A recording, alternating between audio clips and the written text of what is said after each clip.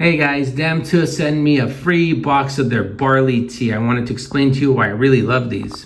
Now the first thing you're going to notice about these is they have a very grainy smell. That's because it's made out of 100% authentic Korean barley that's premium and has that authentic roasted flavor. It's also non-GMO, which is very important. So let's stick it in some water here and let it steep. Now this tea is also 100% natural and caffeine-free, so you can enjoy it at night, before bed, watching your favorite TV show, and it won't keep you up at night.